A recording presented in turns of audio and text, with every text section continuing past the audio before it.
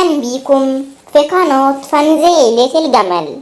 قبل ما نبدأ الفيديو ما تنسوش اللايك والاشتراك في القناة عشان يوصلك كل جديد.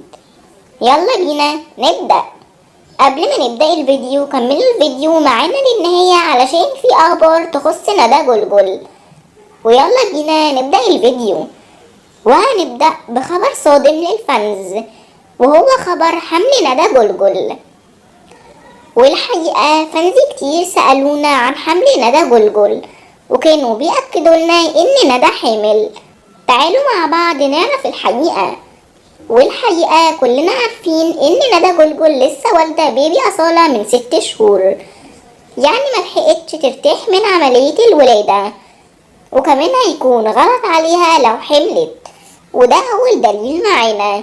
وتاني دليل إن ندى بتظهر في الأفلام بشكل مستمر، لو كانت حامل كان هيقل ظهورها لما كانت حامل في أصالة، وده الدليل التاني.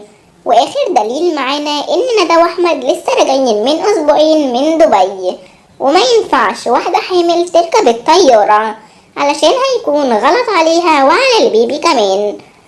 احنا كده أكدنا لكم إن ندى جلجل مش حامل. لو اي سؤال عايزين تعرفوه يا اجمل فانز اكتبوا لنا في التعليقات وهنرد عليكم في فيديو. وبس كده نكون وصلنا لنهاية الفيديو. ما تنسوش تشتركوا في القناة وتعملوا لايك. بحبكم جدا يا اجمل فانز. سلام.